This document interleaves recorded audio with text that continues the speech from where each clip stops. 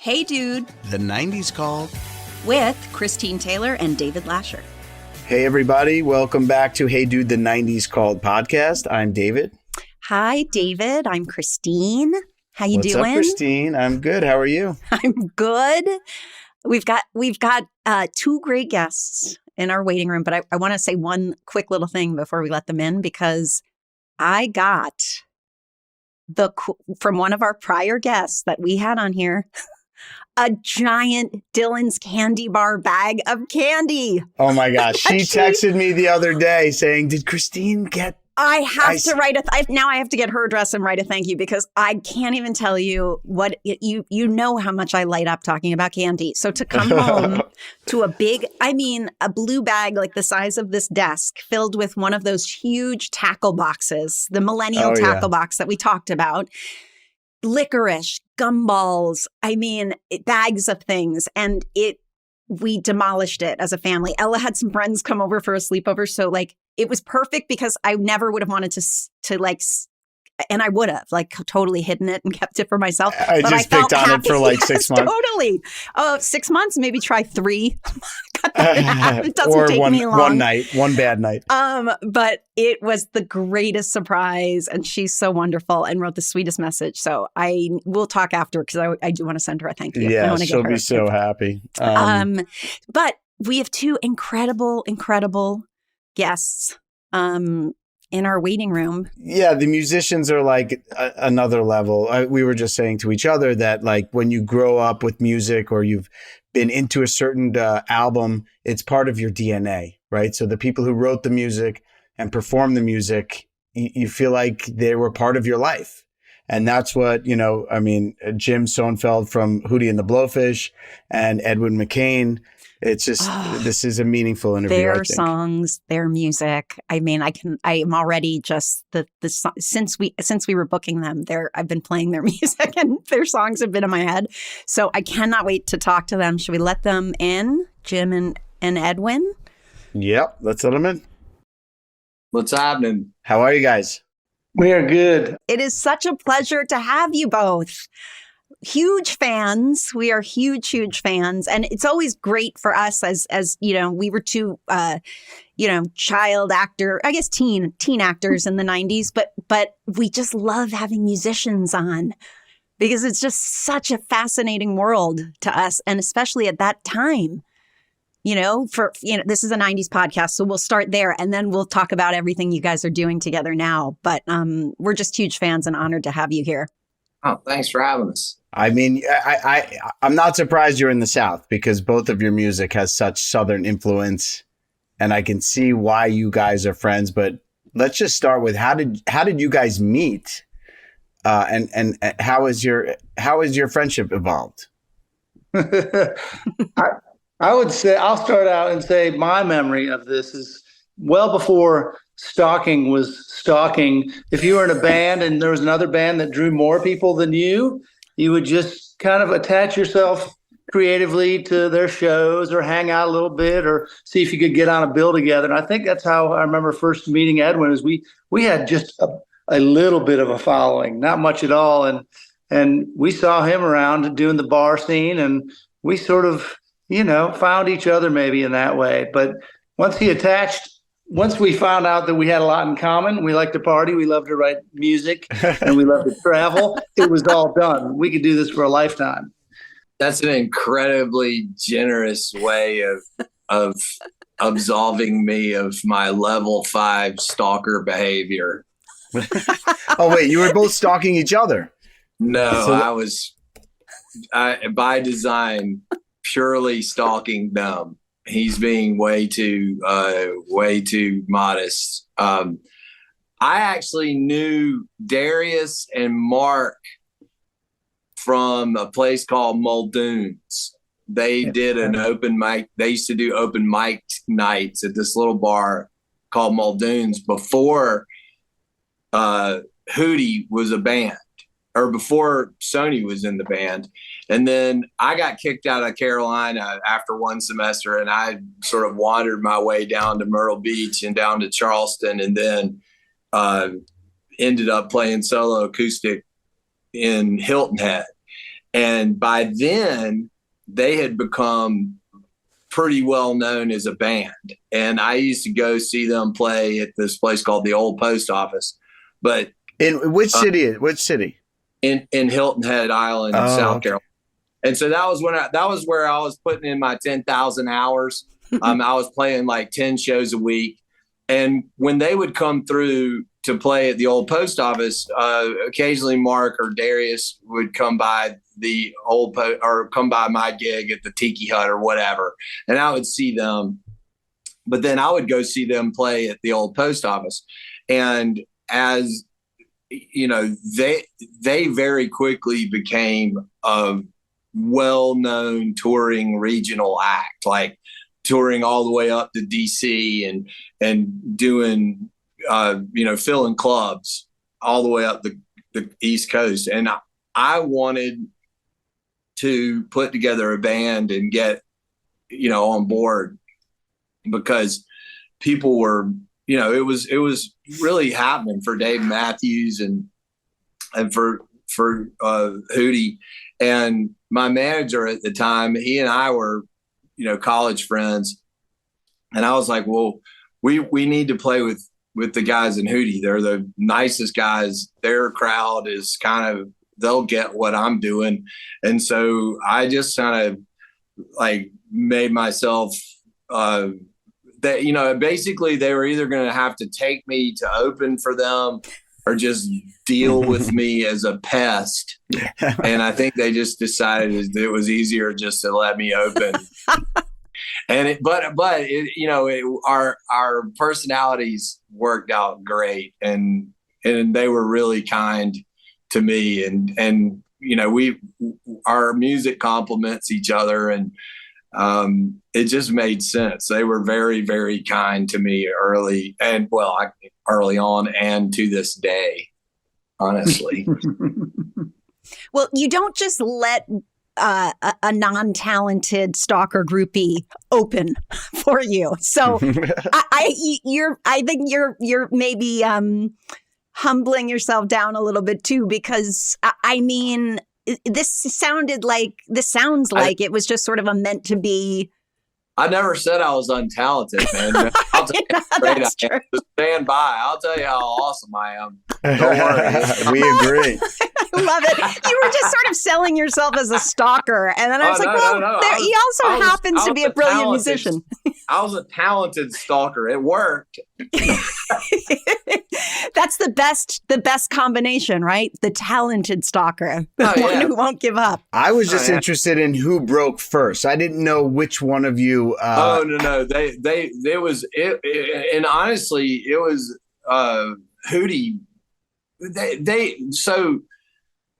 And I'm telling too much of your story, but they released an independent record called Coochie Pop, and it sold 10,000 copies. And it was, Katie barred the door after that, right? I mean, it was on. I mean, they had a huge following, a regional following. You got to think about this too. This is before the internet. And this is when we were doing like mailing lists in spiral notebooks. Oh my God. Yes. Old school, right?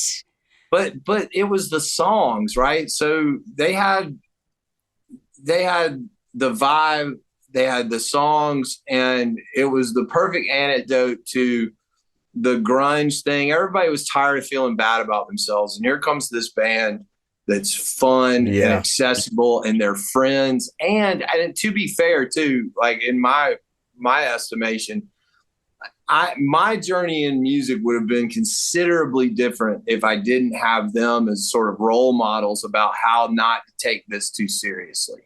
Because 22-year-old me wanted to be David Lee Roth, and I easily could have just let that go, let it run away, right? And they were so humble and kind and careful and nice about what they were doing. I couldn't help but take the lesson, and it's really informed the way I work to this day. Everybody's got mentors, right? And people that they're on the heels of, who inspire them. And I just want to talk to Jim about, what Edwin was saying at the time in the 90s. It was hip hop, it was grunge, it was some really, some intense music. And you guys came out, and I'll tell you this, the year your first album came out, I had it on loop in my car and wherever I was. And I loved it. I mean, and you guys had insane success with, Hold My Hand, Let Her Cry, Only Want to Be With You. But it was sort of like simplifying everything and bringing it back to this Southern pop kind of rock. And it was nothing that was being offered.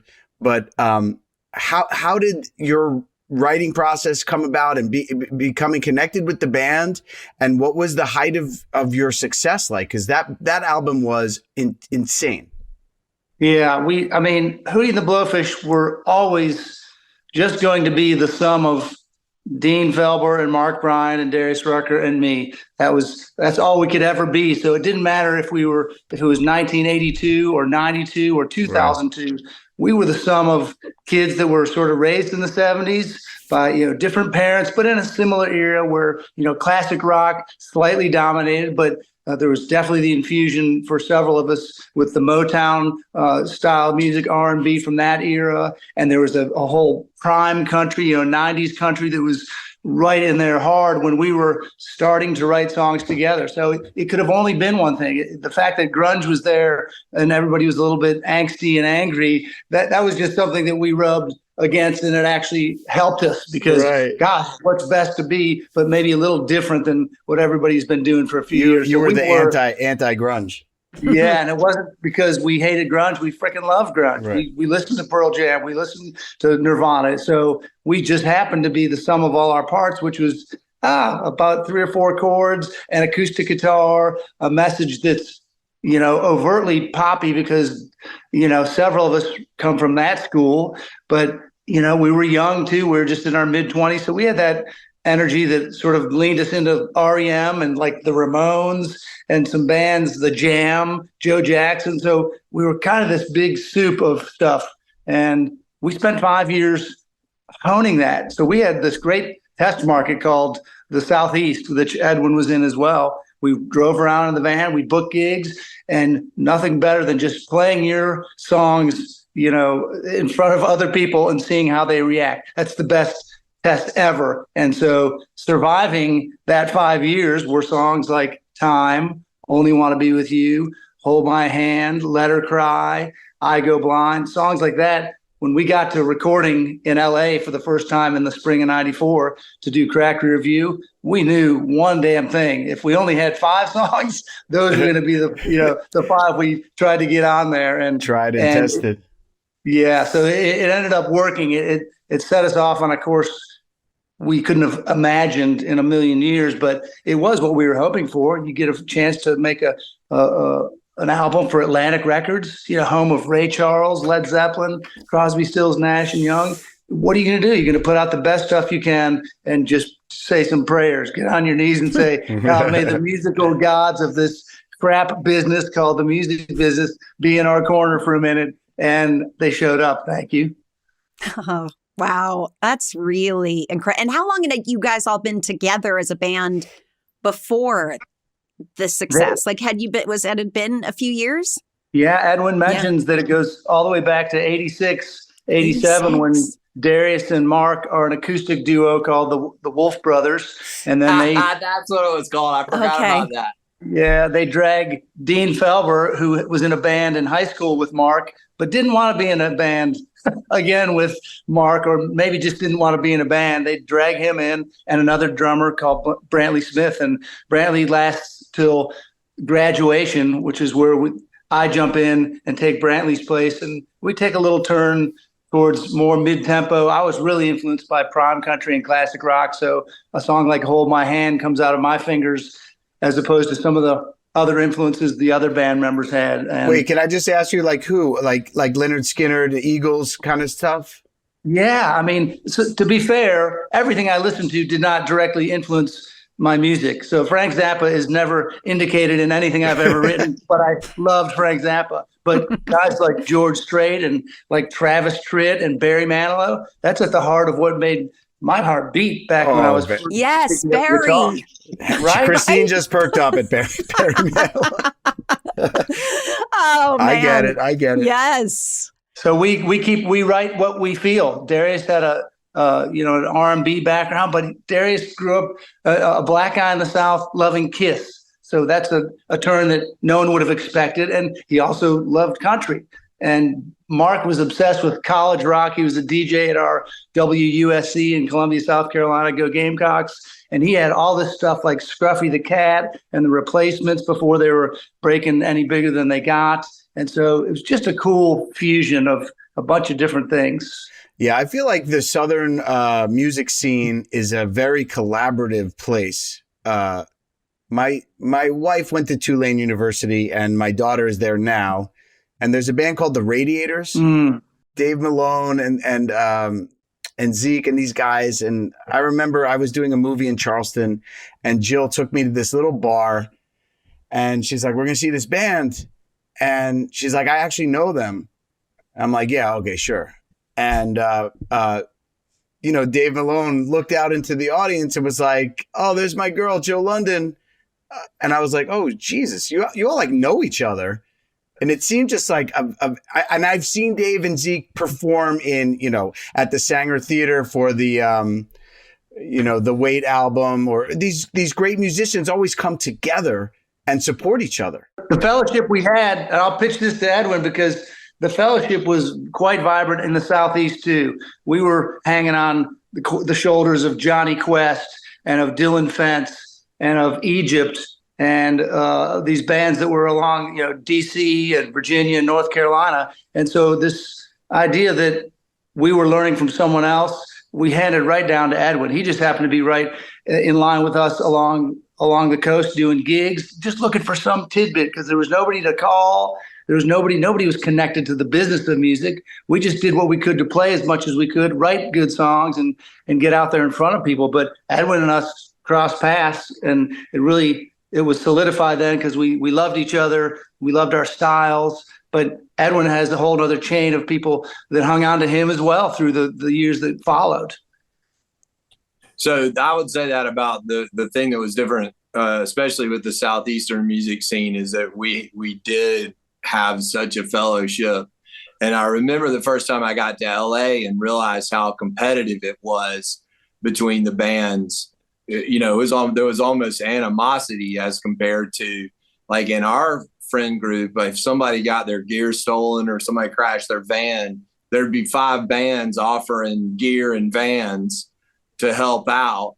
And when it wasn't competitive, we were all really supportive of each other. And there was a period of time in Charleston, there was a radio station called 96 Wave that was owned by just one family, right? And it was an independently owned FM radio station that was the soul of the city. It was the heart and soul of the city. And they would play regional acts, including all of us. They were playing our demo tapes when that would be unheard of, right? Like to basically have local bands music being played on a P1 market FM station. And the owner of the station was he was just one of these rebel guys that was like, yeah, I'm just going to do whatever I want to do. And because he did that, you sort of had the entire state rally around these bands. And so we benefited from a period of time where it was before Clear Channel. It was before the big conglomerates had sort of bought up all the radio stations. You had these independently owned FM stations. You had a group of musicians and bands that were wholly supportive of each other. And you also had fraternities and sororities that would supplement our income so that we could afford to make it to the next club up the coast. College kids? Yeah. So Yeah. we were playing. So the way you did it, way we all did it back then was we would play in fraternity parties, sorority parties until we had enough money to go to Winston-Salem or go to Texas or go to, somewhere, Virginia Beach or whatever. And so you start running low of money, you'd book for fraternity gigs, sorority gigs, and then you'd be able to fill the van up and get a hotel room or whatever. And, I remember this, probably 3 months before the Cracked Review thing hit, we were all playing on campus at W&L University. It was like Dave Matthews, us, Hootie, Oh my God, Jacko Pierce, and the Grapes. Do you remember that? You remember that, Sony? And then literally 3 months later, Hootie sold 5 million records and we're playing in amphitheaters. It was crazy. it was that fast. Wow. From a college frat party to 5 million records. I might be speeding the timeline up, but it felt like it was 3 months. It might have been 6 months. It might have been 6 months, but it was exceedingly shocking at how quickly their popularity blew up. It was amazing. Yeah. And I was on the ride, so I was with them, and we were, I've never seen it since. I mean, I don't think anybody's ever broken that record, right? The amount of sales in such a short period of time. They had so many hits. You had one and then another and then another. We had Adam Duritz on, and he said sort of like the Counting Crows first album also, they had recorded so many hits. There were like 3 or 4 hit songs on that demo album. But Jim, is that your memory that it all happened? You were from a frat party to selling millions of albums was pretty quick turnaround? Yeah, we recorded Cracked Review in LA in the spring of '94. So we'd been playing for 5, 6, 7, 8 years up the clubs, and we got big in a bunch of the clubs in the Southeast, and we're still playing parties because they paid well. And they paid a lot. Yeah. Where do fraternity college kids get money to afford a real band? Well, the kids at W&L were loaded, but they would act like their own promoters. Like they would charge money. Oh, there you go. They were running little business. Right. Oh, yeah. And they end up funding studio time back when there was no, laptop computer studios. When you had to pay for a real studio, you play a couple parties and it funds gasoline, new tires, insurance, a batch of new T-shirts that you can upsell to your next crowd. And so it works. And then you do other gigs that are original gigs. But we went from recording Cracked Review. We were a baby band. There was no press in the studio. There was nobody that took pictures. The only pictures from Cracked Review's recording session is I took about 6 pictures on a camera I had, and those are the only existing really photos that exist from that, gazillion selling album. So we come back from recording it. We don't know any better. We're a working band. We go right back to the road. We see Edwin, we see Dave Matthews, we see everybody out there doing their club things, and the album drops on the 5th of July. And it doesn't make a big dent. It enters the top 40 at number 127. So we're going, well, we maybe had a little higher hopes, but we'll take the top 200. And after 3 months of kind of working our ass off at radio and using the machine of Atlantic Records, we were down to like between 150 and 200. We were going the opposite way until they got a hold of Hold My Hand. And David Letterman heard it on a radio station and said, why don't you guys get in front of our 5 million fans? We'll give you 3.5 minutes and see how that goes. And that was the change. So it was, that was from July to September that it went bonkers. And that week that y'all were on Letterman, every night he would just look at the camera and go, Hootie. He was just saying. I remember that. He loved saying Hootie. I remember that so well. And I was just like, this is amazing. And I remember, I know when I knew it was going to blow up big, I was on a ferry coming back from playing a gig on Nantucket. And we were in our little white box truck. We had this U-Haul truck that we used to travel around in. And I heard it on a Massachusetts radio station, and I was like, they did it. I was like, because it was, you could hear it in the Southeast and be like, oh yeah, okay, but not, Massachusetts. No, they did it. Nantucket New England Island made it up to New England. I was like, they did it. I was like, it's done. It's a done deal now.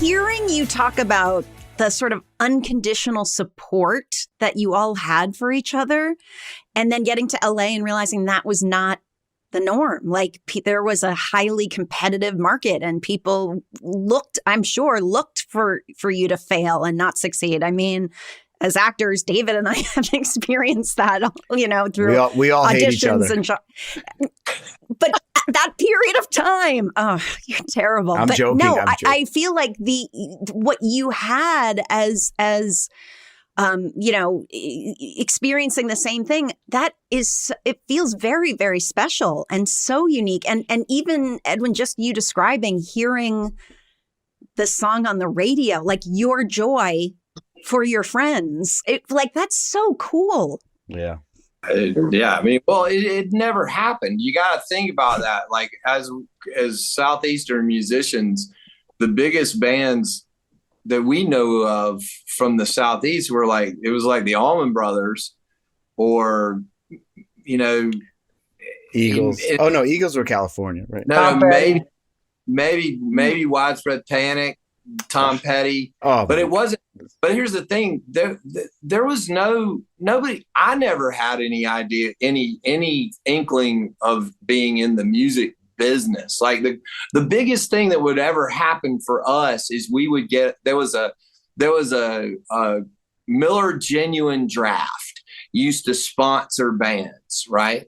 And if you could be a Miller Genuine Draft artist, that was like getting signed to the biggest deal ever. And they would literally give you a trailer and it would, bands that were Miller Genuine Draft bands were legit in our book. Like they were legit touring artists. And so that was the way I was looking at it. The idea that all of a sudden every major label in the country was going to descend on the Southeast after Dave Matthews and after Hootie broke. That was inconceivable. That wasn't an idea that was ever in anybody's mind. And I wouldn't have been able to, and they're not going to tell you this part of the story, but when Atlantic was coming after Hootie, they all said, well, we'll sign with you, but you got to sign him too. And talking about me. And which is Are you crazy. serious? That's 100%. That's amazing. I'm not making that up. I remember when it happened. We were at in a bar in the Virginia Highlands called the Highland Tap, and with the A&R guy that was signing them, and we were all in a booth. And I remember distinctly y'all telling him, "You need to sign him too." Jim, is that how you remember it? Did you really go to bat to get your buddy signed? That's sick. We looked at it like we were getting pulled, into a raft called heading to the music business. We were getting pulled from the clubs and the dregs into something that could be legitimately career changing. And we were trying to sneak people on the raft with us is what we were doing. Right. We were trying to get, I know, but so you know, not everybody does that. A lot of people in our business are like, I'm in, get away from me. Like I made it. Yeah. We only had one experience that would have illuminated the fact that maybe we did things differently, in the Southeast. And there were competitive bands in the Southeast. It doesn't mean there weren't, but we did have a nice fellowship of guys that had the same thoughts. But we got some good advice when we were doing Cracked Review. The one famous guy that entered the scene called David Crosby, who was with Crosby, Stills, and Nash, had played Woodstock, had done so many incredible, insane things. He comes in the studio one day because our producer knew him, and he said, let's get somebody that's recognizable to sing background vocals on a song. So Crosby sang on Hold My Hand. And he did it in 5 minutes. Of course, he's a pro, and he tried to get out of there without a conversation. And we're like, whoa, dude, like, tell us, oh majesty, grant us a bit of wisdom. Wait, and David Crosby sang harmonies with you on Hold My Hand? Yeah, he was in the video. Yeah, listen to those high, soaring, like insanely high, like it could be Shania Twain high, and it's David Crosby. My God. So he tells us, we said, David, you can't leave. Tell us something. Tell us what Woodstock smelled like. Tell us what we should think about. What? And he stops, and I write this in a book I put out last year called Swimming with the Blowfish in detail. I'll save you the gory details. But he says, you guys better watch out. You're here because you love music. So you have music on one side. It's what makes you stay up late night writing lyrics. And it's all about just transferring that love in your heart into some melodies. And don't ever forget that is precious. And that's what got you here. And it's what's going to save you. He said, but there's this other thing, and it's a creepy 10-headed monster called the music business. And you better watch out for it because it'll chew your ass up. It'll spit you out, and you'll wish you'd never picked up a guitar in the first place. And we were like, damn, dude, like, you asked for it. We were scared, but that's what we needed to hear as guys that were just entering the music business, is that be careful. There is a lot of competitiveness. There's a lot of people reaching in your pockets if you get lucky enough to have any money in your pockets ever. So that was the best advice we could have had. And Edwin, did you end up signing with Atlantic based on that? And actually kind of worked out perfectly because where I ended up was with a guy named Jason Flom, who had a subsidiary label called Lava. And it was an Atlantic offshoot. And Jason and I are kind of totally kindred spirits because he's got this sort of I want to say rebellious streak, and he's got a whole other story with Atlantic. Doug Morris threatened to fire him if he said the name Twisted Sister ever again because he was working there as an intern, and he went around Doug Morris, got Twisted Sister signed onto Atlantic through the London office, and then got to keep his job because it turned out to be a hit. But he was an intern when he did that. Like, so they were like, we can't have this guy in Atlantic proper. So they stuck him in a different building with his own label. And he started signing all these like people like me that were not quite ready for prime time, but that had a lot of hustle. And it was me and Jill Sobule and Kid Rock and Sugar Ray, and we were all these little outcasts over in this little subsidiary label, and it turned out to be a perfect sort of storm. And so it all worked out great. So wait, that young intern signed all you and Kid Rock and Mark McGrath and Sugar Ray. That kid had he had some good taste. Well, more importantly than that, he actually co-founded the Innocence Project, getting wrongfully convicted people out of prison. So he's gone on to even do greater things. But he also signed Lord, Katy Perry. I mean, he's got a great ear, but he's not for everybody either. He's got this really intense personality. He's extremely funny, and he will not conform to any kind of general sensibilities. So it was just kind of the perfect situation because I wasn't on Atlantic proper, and I had to go. I sort of had to prove myself at the subsidiary label and go out there and do some hustling on my own to show that I belonged in the world, so I got that opportunity. So that was the trick, right? Like we got you here. Now you got to figure out how you can prove that you should stay. Like I snuck in the party. Now, how do you stay? Well, and how much longer after that did I'll Be come? It was on my second record, and the truth about that song is it was a half court hook shot at the buzzer, because Jason called me and said, look, I just left a department head meeting with Atlantic and they're talking about dropping you. So whatever you turn in next needs to be great. And I was like, well, I got this one song I think is pretty good. But no pressure. Well, and they didn't. Oh my goodness. They didn't. So what they did, and I can tell this story now because I think the statute of limitations has run out, but they only put it, they when they weren't really trying to figure out if you were going to work or not, they would just throw things a little bit on the wall. Like, for instance, like I wasn't supposed to have I had gotten the conference call codes and I was listening in to the company-wide conference calls just to figure out if I had a chance. And I did. I heard what they said about me. I was at the bottom of the list. They weren't going to do anything. They said, look, we're going to try this on 3 stations. And if we can get something to happen, then we'll maybe turn up the juice a little bit. So they put it on 3 stations in, it was in Mississippi and Alabama. It was Hattiesburg, Mississippi, Birmingham, Alabama, and Jackson, Mississippi. And so I called my manager at the time and I said, how much money do you have in your checking account? And he goes, I don't know. And I was like, well, I need every dollar you have. I'm getting every dollar I have. And we called all our college friends and we put together teams of people to go to these 3 cities and buy the records and send them to us.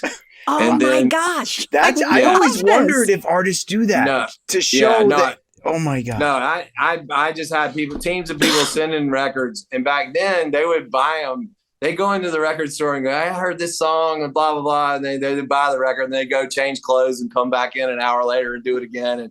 And because you couldn't buy lots of them at a time. And so then they would mail them to us and then we would sell them at our shows, but it would double the sale because the UPC code would count twice, right? So we were essentially inflating our sales numbers, because they had to see a spend to sale ratio. And I spent every dime I had, and it was only going to last. Like, we only had about 3 weeks that we could afford to do this. Right. But we hoped that gambling it all. Right. So that 3 weeks was going to make it happen. Right. And in that time, Jason, my boss at Atlantic, called me and goes, Jethro, you better not have your cousins in Alabama buying records. And I was like, I don't know what you're talking about. Like, oh yeah. And I don't have cousins in Alabama. So we got the needle to tick up just enough that they got Atlantic got the song put into a show called Dawson's Creek. And it was in the finale of Dawson's Creek. And the sales, our little artificial sales went from $1,200 a week to 25,000, and we knew that the rocket had been launched, right? Like, we knew we had finally gotten it off the ground. And the footnote to that story is a couple of years ago, I was playing golf with Jason. We're still friends. I still do a lot of work with him with the Innocence Project, but I was with him on the golf course and I was like, hey man, I feel like I need to be honest with you about something. Remember when you asked me if my cousins were buying records? He goes, I knew it. I knew you were doing it. And but it worked. It worked. And like at the time, it was my last chance. It was like, this is the last shot I have. I might as well leave it all out on the field. I know the song was connecting with people. Now, did I ever have any clue it was going to be a 28-year juggernaut? No, I couldn't have told you that. The song just keeps going. So it keeps going. I mean, it is all the time. Beautiful love song. It was on Jimmy Fallon this week. It's incredible the way it has sustained and speaks to people and it's just a song that it stays in your DNA for, like, it's been in my head since I knew you were coming on. Me too. I've been listening to it on loop. I didn't realize this though. I've been getting blamed a lot on TikTok for people's failed relationships. Some dude commented, I had to pay 18 years of child support because of this song.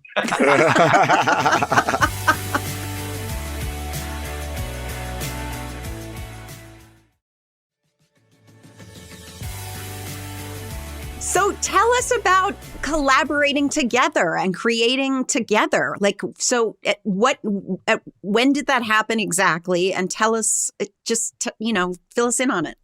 Happens all the time, doesn't it? I mean, it's sort of an ongoing collaboration. It never stops. The common thread is Francis Dunnery. He is. Francis is the one who, 15 years ago, I wrote a record with Francis Dunnery. He's this crazy prog rock guitarist, producer, songwriter, just angelic voice, super talented. And we had been on Atlantic Records together. So he produced my first solo album. And he also, as a result, the glue that keeps us all together through the years, keeps Francis in my life. It intersects with Edwin touring many years ago as well. And so Francis is this guy that's sort of just out there, super talented, waiting in the wings to do wonderful things. And so as, years go by and I think about re-releasing this record, I'm doing what most adequate lead vocalists, which I will, probably exaggerate me to say I'm an adequate lead vocalist. And there's an old Western philosophy that says an adequate vocalist that is wise will call an amazing vocalist who is willing. And that willing vocalist becomes Edwin McCain, because I have some great songs that I wrote with Francis. I love the album. It's called Snowman Melting. We're re-releasing it, but it needs a bump. It needs a jolt.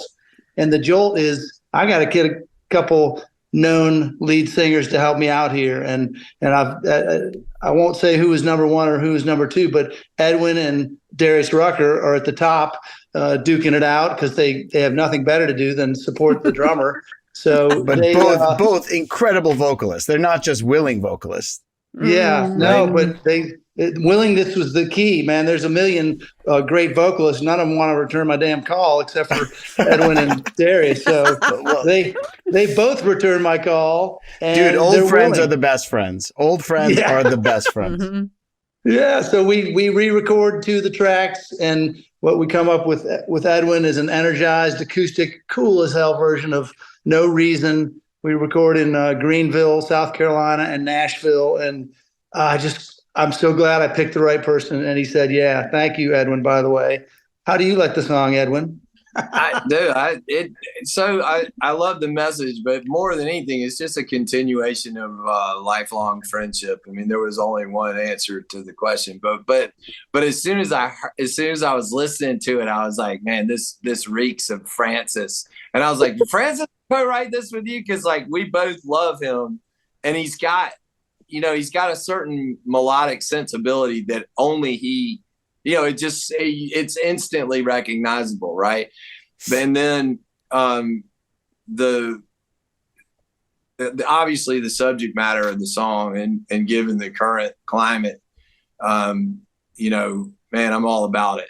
Like everybody needs to just take a breath and be loved and be kind, and that's what this song was saying to me. So. Of course, I would, it was no question. And I feel like we play together. I feel like we play at least 3 or 4 gigs a year together, no matter what. It's an extension of just what we always do. We're always playing together. Yeah, this is the truth. And we never stopped. So we've been hanging out backstage, side stage. We stay out of the bars now for the most part, Edwin and I, but we've been hanging out around the stages together for so many years that it almost feels like if you're not on the same bill, it's like, where's Edwin? We'll be doing a charity gig and, wherever, Connecticut, New York, Florida, South Carolina. Hey, where's Sister Hazel? Where are they today? Are they supposed to be here? There's just some names that need to be there every time. Do you know, I for years, and I've seen this actually even like, on the interweb where all misunderstandings begin. There was a big misunderstanding that I was actually in the band. That I would see former member of Hootie and the Blowfish, and I was like, I don't really feel like I'm gonna correct that. I mean, because I guess I wasn't ever officially in the band, but I wasn't not in the band either. You don't need to correct anybody on that one, right?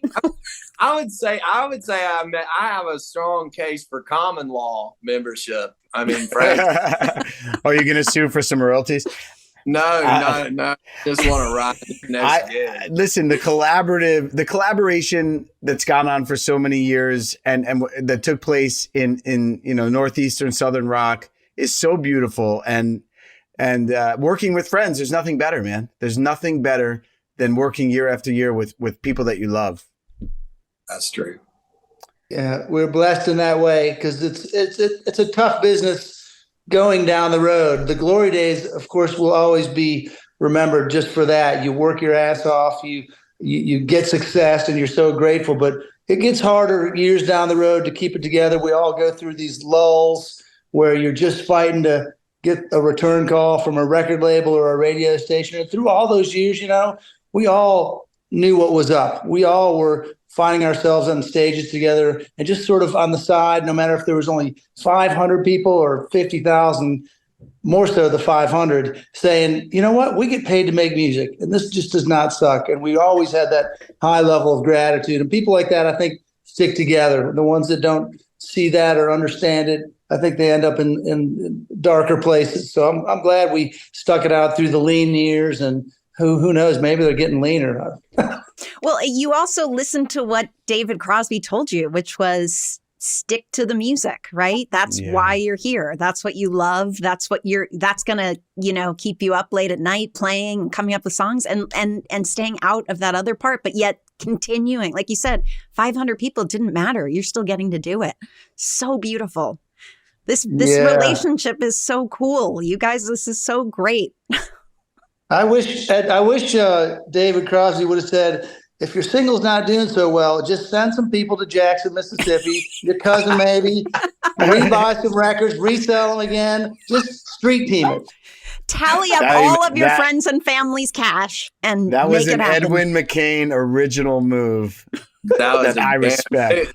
But honestly, if you ask anybody in Atlantic, they'll tell you, man, I was a whore at radio. I would do anything. Like whatever. Well, your back was up against the wall, right, man? They said if your next product doesn't sell, we're dropping you. And did you ever see, Bruce Springsteen, when he recorded Born to Run, was under the same pressure? Yeah. And once it actually happened and I was out there making the rounds at radio, I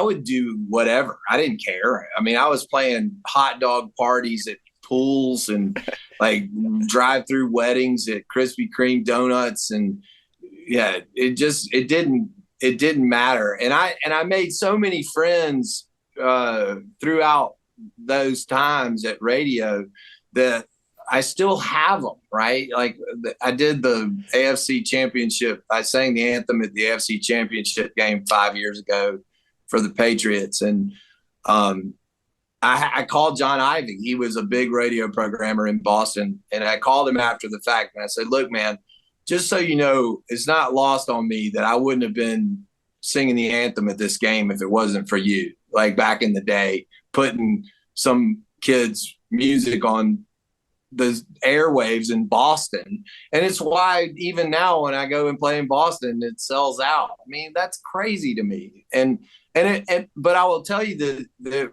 part of the ethic that we all had was just be nice. It's not hard to be nice, right? We can leave here today with this venue or this radio station or this promoter going, man, those are the easiest people I've ever worked with. And I look forward to seeing them again. And right there is the thing that'll keep you around for 30 years. In any business, in any aspect of life, what you just said is an amazing lesson. You can be difficult or you could be kind, And and people want to work with you again if you're kind, if you show up, if you're respectful, and it's Edwin, tell me if this is true. I heard a story that you crashed a wedding and and got on stage and sang your song. So I got an email from this girl who she was like, we've been watching you since the Blind Tiger in Greensboro. And anybody that can cite that, like, of course, they were there early in the fans, right? First months of our band. And so can you come and sing at my sister's wedding? And I didn't know where I was going to be. And then it turned out I was actually in Charleston on the same day. And I hadn't responded to the email because I just didn't know if that was going to work out. So all my schedule, kind of those clouds opened and I was like, I'm going to be able to do this. And so I just drove over to where it was and I got to the reception ahead of time and I talked to the band leader and I was like, hey, I know you don't know me, but can I plug in and just sing this song? It's a First Dance song. You know, they don't really even know I'm going to be here. And I thought I was like a nice, sweet thing to do. But when the bride and groom came in the reception and she saw me, like she freaked out, like not kind of freaked out, like hyperventilated, fell down, like had to be taken in a different room, like to get it together. And all of a sudden this like nice thing I thought I was doing, I was like, oh my God, I just screwed up their whole life. Did you get to perform the song for them? The husband was looking at me like, dude, like what the hell? And I was like, and so they went and she got it together and they came out and I sang the song and they danced and it turned out to be totally cool and everybody was super happy and I'm friends with them to this day and I've seen them recently and they have a son now. So it all turned out good. But the funniest part of the entire day was her father came up to me after I sang and was like,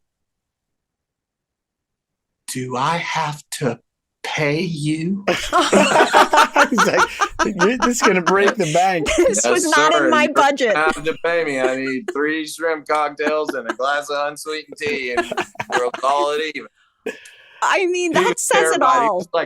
He was pale. He was like, oh my God, I can't take any more invoices.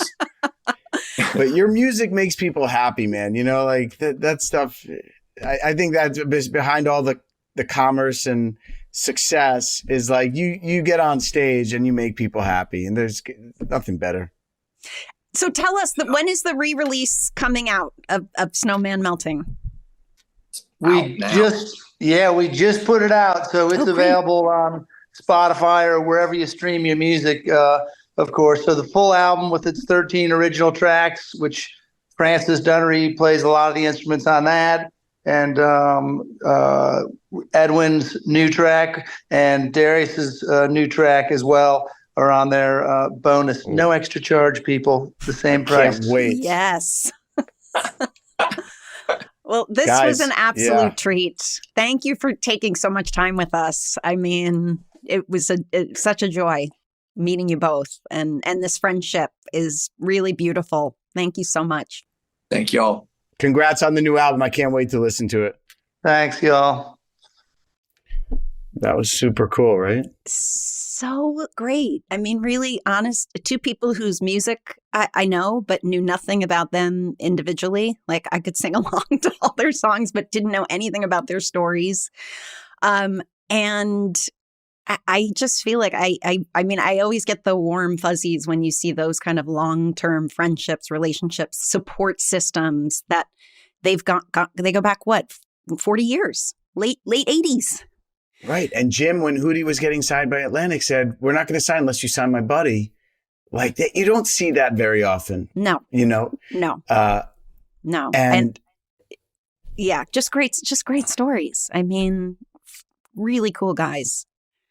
And I love how they had separate paths because Hootie, he said one minute we were playing frat parties And then 6 months later, they were selling 5 million albums, whereas Edwin was about to get dropped. And they said, if your next product, your next song isn't a killer, you're done. So he wrote I'll Be, like, out of that. It must have been out of that, like, this is my last chance, man, you know? And that story, I mean, of getting all of his family, getting all of the last, draining the bank account, draining his manager's bank account, sending everybody all over to just buy albums, buy records. I always thought of that. Have you ever thought of like sending people to the movie theater and just like, I'm going to put or telling them to watch your show? Yes, always. And I've always done that for friends and for like buying extra tickets for movies, or you know what I mean? But you always think, you're like, okay, I just bought 10 tickets. Is that going to make a big difference? But in this case, he said it was enough to move the needle, just move the needle, and then getting the song on Dawson's Creek. Because, that was the beginning. I remember that show being one of the first of its kind that would put, pop music on, and then they would market the albums, like for the series, because Grey's Anatomy then went on to do it, and huge bands became huge. Right. I remember when REM was on 90210 the summer I was doing it. Right. So that was a real 90s trend that started by getting those on TV shows that had such high visibility. Anyway, that was great. Thank you all. I always love the music. I mean, I'm kind of in awe because it's just not something I understand. It's not something I can do. I don't know that world, and it's so cool. Music becomes part of your DNA, right? Totally. So when you're talking to the guy from Hootie who wrote those songs, it's like, I grew up with you. Your music is part of me. Yes. Yes. All of my memories, all of my. Right. I knew exactly where I was when I heard "Hold My Hand" that first time. But thank you, everybody, for listening. And Christine, great to see you. Good to see you. We'll be back in a week. Bye. 1 week. Great guests. Have a great week, everyone. Thanks for listening. Make sure to subscribe and give us 5 stars. And please follow us on Instagram at HeyDudeThe90s Called. See you next time.